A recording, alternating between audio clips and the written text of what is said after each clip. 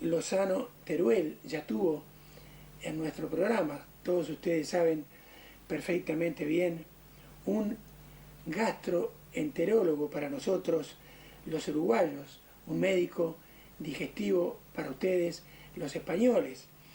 En realidad somos nosotros los charrúas los equivocados, porque ya nos lo explicará el doctor, porque el tracto gastrointestinal es parte de ese aparato digestivo que tiene, por supuesto, más órganos. Buenas noches, doctor. Buenas noches, ¿cómo estás? Buenas noches, amigo Manuel. A mí no me gustan los títulos, así que Manuel y Milton, ¿vale? Sí. Muy bien. Entonces, ¿qué diferencia hay entonces entre un gastroenterólogo y un médico digestivo? Hombre, la palabra gastroenterólogo, aunque no le guste, va a ser la que se va a aceptar.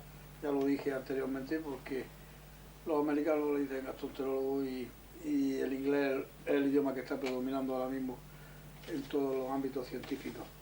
Pero gastroenterólogo, pues gastro es el estómago, entero el intestino, pues sería especialista del estómago y del intestino. Especialista del aparato digestivo, pues el aparato digestivo reúne mucho más órganos. Para abreviar, pues, sería el estómago, el intestino, el delgado y grueso, el páncreas y el hígado, por ejemplo, ¿no? Entonces, claro, el campo es mucho más amplio. Claro. Vamos a hablar de las enfermedades que ustedes tratan y yo quiero que les dé una clase como médico, entonces gastroenterólogo, a nuestros televidentes. Pero quiero comenzar la primera pregunta con una anécdota.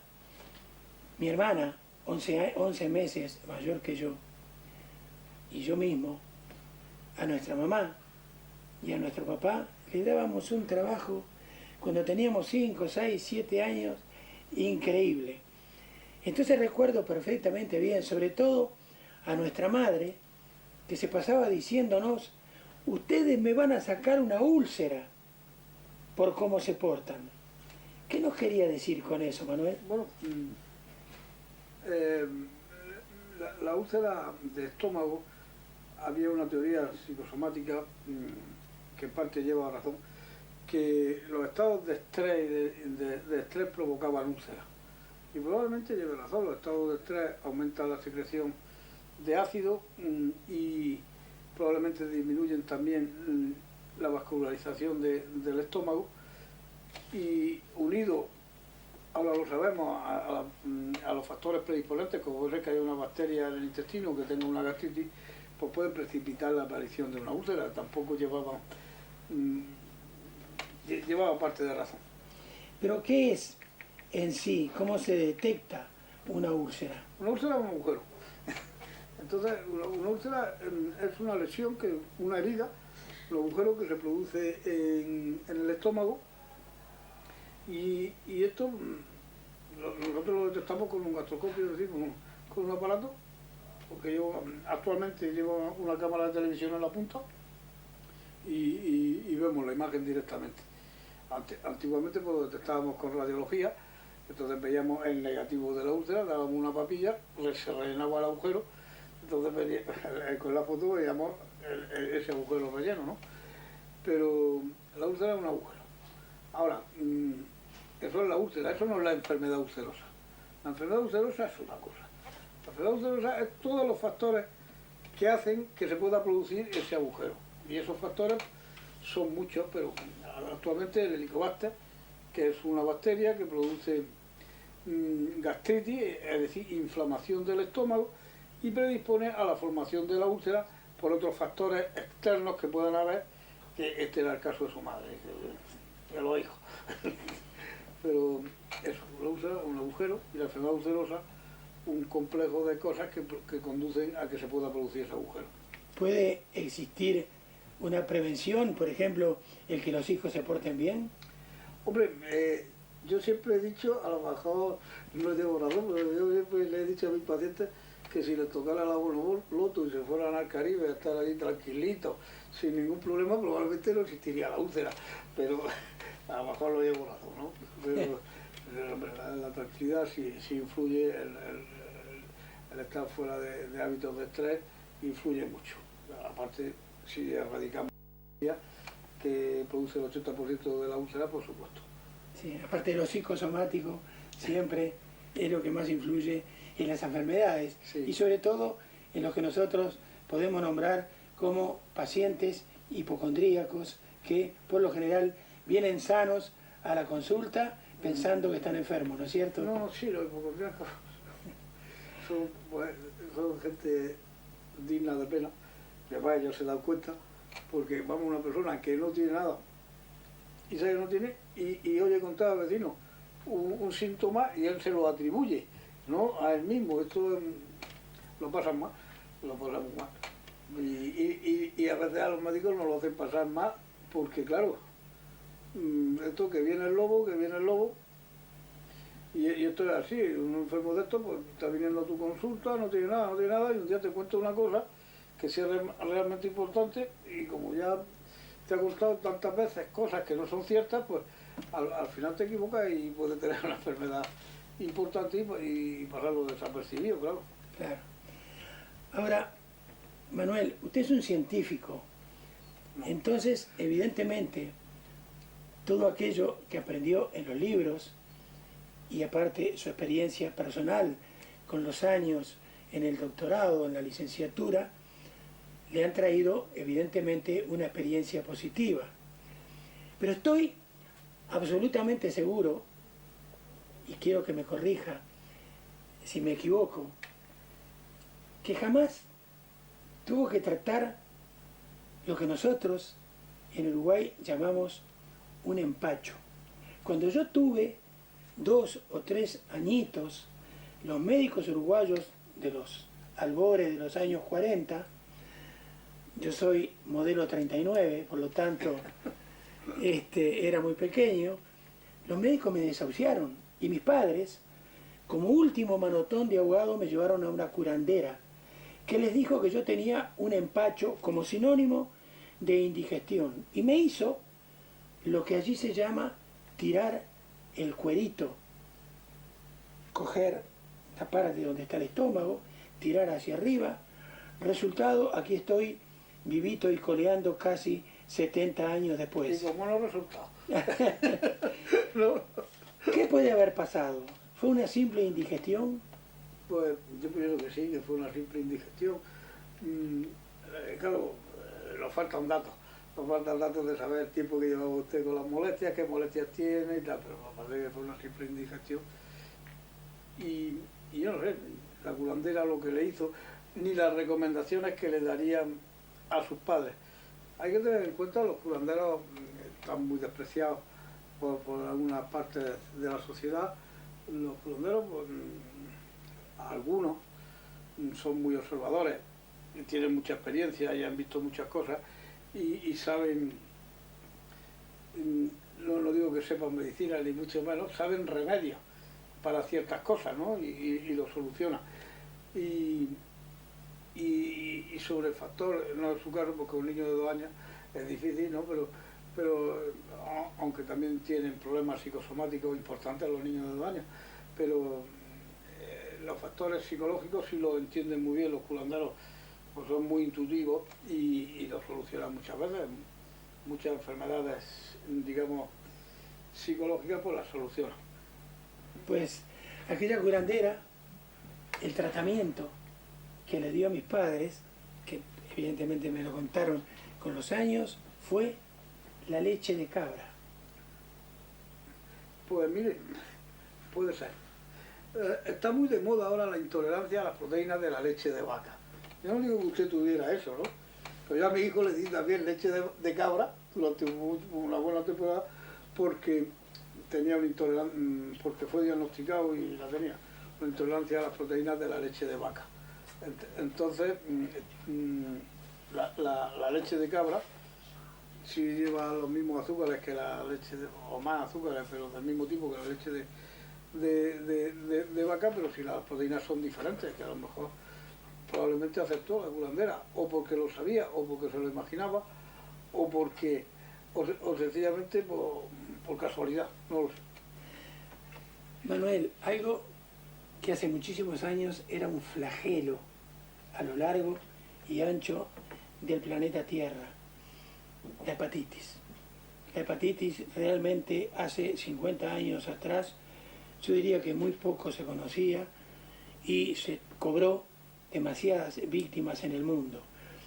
El otro día algo estuvimos hablando, pero no estuvimos hablando de la hepatitis A, de la hepatitis B, y si hoy día hay vacunas, hay algo que hace que sea erradicada totalmente y que los televidentes que nos están viendo y escuchando y que tengan un hijo, una hija atacada de hepatitis, si tiene que seguirse preocupando. Ya no es un problema de preocuparse, puesto que es una enfermedad que da un brote y se pasa. Y sencillamente no deja secuelas. A la vez, si es una enfermedad preocupante, es una enfermedad que aquí en la zona europea no preocupa demasiado porque no se ve mucho, pero en toda la zona africana y de Sudamérica sí es muy importante. Y para ver si hay una vacuna. Y la vacuna es muy efectiva. Es decir, que probablemente, hombre, erradicarla por completo, es difícil erradicar cualquier enfermedad por completo. Yo creo que solo ha sido erradicada la polio, ¿no? En el mundo de enfermedades. Digo la polio, la viruela, perdón. La viruela en todo el mundo solo ha sido erradicada esa enfermedad, pero hombre, controlarla sí, la vez con la vacuna sí es muy importante. Y son efectivas. Contra la sí hay una vacuna que cuando... Pero bueno, no es una enfermedad grave. Hombre, puede haber un porcentaje bajísimo de que pueda incluso provocar la muerte, como el sarampión, pero el sarampión tampoco es una enfermedad muy grave y necesitamos vacunas para tratarla, y la hepatitis A también. Pero la vez sí es mucho más preocupante porque se hace crónica, produce problemas de salud a lo largo de toda una vida. Y hay una vacuna que es muy eficaz, yo aconsejaría. Bueno, en los programas de vacunación actuales, por lo menos aquí en España, es obligatoria la hepatitis B, la vacuna. Hay algo que ustedes tratan, que estoy seguro que ustedes tratan, y que también es un problema prácticamente insalvable, sobre todo en los países centroamericanos, en El Salvador, en Nicaragua, en Guatemala, en Costa Rica. La gente bebe durante las 24 horas del día alcohol. Recuerdo que hace muy pocos años estábamos con mi esposa y nuestro hijo en Ecuador, en Guayaquil, en América del Sur. Allí vendían una bebida blanca que es alcohol puro y la gente tomándolo en las esquinas, pero durante las 24 horas del día. Y eso, corríjame si me equivoco, apareja algo que se llama cirrosis, ¿no es cierto? Entonces, mueren miles y miles y miles de personas al año por este problema. ¿Qué es la cirrosis? ¿Cómo se puede prevenir y cómo se puede curar? Bueno, la cirrosis es un estadio final de enfermedades del hígado. La cirrosis consiste sencillamente en que el hígado muere en células, se forman tejidos de cicatrización, fibrosis, y entonces el hígado trata de regenerarse, pero cuando se regenera, al perder la fibrosis, al tener fibrosis, regenera células hepáticas, pero no regenera los canalículos de drenaje, las zonas por donde el hígado está funcionando. Es decir, el hígado, teniendo células hepáticas, no funciona, no puede funcionar porque no tiene sus drenajes normales, ¿no? Ni su vascularización normal. Entonces, esto conduce a que el hígado no funcione, sencillamente no funciona. Ni funciona su función, la secreción de bilis bien, con lo cual uno se pone amarillo, ni funcionan las funciones metabólicas, ni funcionan tampoco las funciones endocrinas que tiene el hígado. Entonces la cirrosis, digamos, es ya el estadio final del hígado. Hay que tener en cuenta que el hígado tiene mucha capacidad, es decir, nos sobra hígado por todos los sitios. Nuestro hígado, con muy poquita cantidad de hígado funcionamos. Entonces, cuando se manifiestan ya todos estos síntomas es porque uno está normalmente gravemente enfermo. Y la cirrosis pues, se produce por el alcohol muy frecuentemente, y también el estadio final de muchas enfermedades, tanto infecciosas como son la hepatitis, como puede ser metabólicas, como acúmulo de hierro, la hemocromatosis, como acúmulos de cobre, bueno, otras enfermedades metabólicas. Y ahora, en los pueblos estos usted está diciendo el problema de la cirrosis por el alcohol. Aquí en los países occidentales vamos a tener, o estamos empezando a tener otro problema, la cirrosis por la gordura, la cirrosis que vamos a provocar por la esteatohepatitis, por los hígados grasos. Un hígado graso no tiene por qué dar nada, no tiene por qué dar una cirrosis, ¿no? Pero la esteatohepatitis, es decir, un hígado graso con inflamación, sí puede dar una cirrosis a la larga. Es decir, no quiero asustar a la gente y decir, oiga, que el hígado graso tiene un porcentaje de la población alto y no tiene importancia. Pero hay ciertos acúmulos de grasa en el hígado que sí pueden producir una hepatitis y conducir a una cirrosis. Muy bien. Pasemos a otro tema. Si yo voy a mi médico de cabecera y me detecta un dolor renal, me hace, por ejemplo, una urografía, me hace una radiografía de contraste con iodo, por ejemplo, entonces ve que tengo cálculos renales, que como usted bien sabe, pueden ser de ácido úrico, pueden ser cálcicos, en fin, pero los trata, pienso yo, pura y exclusivamente el urólogo. Ahora bien, los trata el urólogo. Si son grandes, los tiene que operar, porque los canalículos son muy estrechos y por allí los cálculos no pueden pasar. Entonces opera, o hay nuevos métodos como la litotricia, que si son chicos los destruyen y se van por la harina. Pero ustedes, los gastroenterólogos, también corríjame si me equivoco porque soy un profano en la materia, ustedes tratan los cálculos biliares. Entonces, cuéntenos qué es un cálculo biliar y cómo puede llegar a desaparecer, porque no es como en el aparato renal donde puede correr, que es un caño donde se puede limpiar. Un cálculo biliar es un cálculo de una piedra. Y entonces una piedra que se forma en la vesícula biliar. ¿Por qué se forma? La mayoría de las veces se forma porque en la bilis se segrega colesterol y se segregan ácidos biliares y se segrega también lecitina y otras sustancias. Cuando hay un exceso de colesterol, estoy hablando de la bilis, no de la sangre, respecto a los ácidos biliares, esa bilis se transforma en lo que nosotros llamamos litogénica, es decir, que tiene capacidad para formar piedras. Entonces cualquier estímulo externo, pues puede ser que la propia descamación de la pared de la vesícula, algunas células que le ponen ahí, puede servir de núcleo de precipitación para que estos cálculos se vayan haciendo unas piedritas cada vez más grandes. Entonces, esto por un lado. Hay otros cálculos que pero son muy poco frecuentes, menos del 5% son de bilirrubinato cálcico. Es decir, porque hay una alteración en la secreción de bilirrubina y lo que hace de concreción es la bilirrubina. Entonces, estos cálculos están en la vesícula, que es como una bolsita, y el conducto, el colédoco, lo que drena la vesícula hacia el intestino realmente es muy fino. Tiene normalmente condiciones 6 milímetros, 8 milímetros máximo, es decir, que es muy fino. Entonces, por ahí no se puede drenar un cálculo de un tamaño normal. Y cuando se drena, pues se obstruye el colédoco con frecuencia sobre todo a la altura de su salida hacia el intestino. Entonces, como médicamente no tenemos unos tratamientos adecuados para los cálculos, a veces damos sales biliares para cálculos muy pequeños que se pueden disolver, pero claro, si nosotros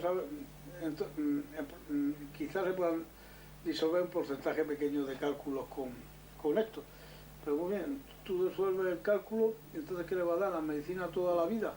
Porque si hemos dicho de forma, porque la bilis tiene una capacidad litogénica, capacidad de formar cálculos, entonces cuando dejas de darle tratamiento con sales biliares para romper este equilibrio, se formarían de nuevo, en teoría.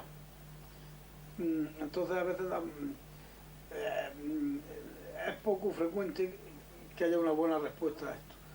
Después también nos da mucho miedo el que en el intervalo se salga un cálculo, obstruya la vía biliar y entonces tengamos un problema más recio, de más difícil solución, o que tenga una crisis de pancreatitis el paciente, lo cual ya es serio. También se ha ampliado la litotripsia. Yo precisamente estuve viendo cómo se hacía litotripsia biliar en Alemania, en su inicio, estuve algún tiempo, pero tampoco esto es una solución, porque estamos en las mismas. Rompemos la piedrita, entonces le damos sales biliares, entonces le vamos a dar toda la vida, no le vamos a dar la vida, en el intermedio va a tener algún problema, alguna pancreatitis o algo mientras termina de deshacerse las piedras, porque cuando son pequeñitas quizás son más peligrosas porque pueden pasar al conducto alcohólico, como había dicho, y realmente los tratamientos que tenemos médicos pues son bastante, aparte de poco eficaces, de muy larga duración y a veces pues nos da miedo por los peligros que pueda conllevar que esta persona pues, pueda hacer una complicación. Normalmente las litiasis biliares se operan y la operación es sencillamente quitar la vesícula, con lo cual no se forman más cálculos seguros porque está quitada. Y esto conlleva algunas cosas, no demasiadas molestias, una disminución de la capacidad de digerir grasa seguro, pero vamos, estadísticamente tiene mucho menos riesgo y mucho menos problemas quitar una vesícula por piedras que no quitarla. Es como vivir sin una oreja, entonces. Sí, bueno, no, que va. Pero bueno, si te quitas una oreja tampoco pasa nada, ¿no? Puedes vivir sin ella tranquilamente, pero la vesícula no se ve, no tiene efecto estético. Te quitas una oreja. Bueno, sin una oreja no podemos usar gafas. Bueno, una última pregunta que a la gente realmente le asusta, porque es algo relativamente nuevo dentro de la gastroenterología. Le dicen a un paciente, tiene que venir el jueves porque le vamos a hacer una endoscopía digestiva. Ya se hacen un panorama, porque ya tienen algún amigo o amiga que se ha hecho alguna y le van a decir de que le van a meter una goma por la boca y no sé qué, y no duermen durante varias noches. Entonces quiero que a los televidentes los deje tranquilos. ¿Qué es una endoscopía digestiva y cuándo se realiza? Endo es dentro, escopia es ver, una endoscopia es ver dentro.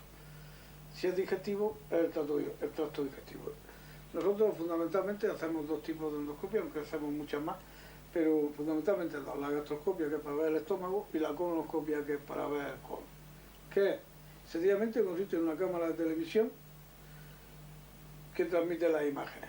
Esto va unido a una especie de tubito, ¿no?, con unos mandos a través de los cuales dirigimos la exploración.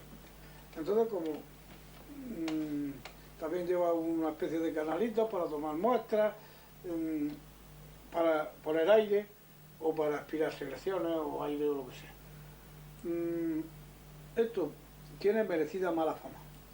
¿Y por qué tiene merecida mala fama? Porque es una técnica nueva y cuando empezamos a hacerla hace años, pues lo hacíamos a lo bravo. Es decir, parábamos la sonda, mirábamos el estómago y tal, y es molesto.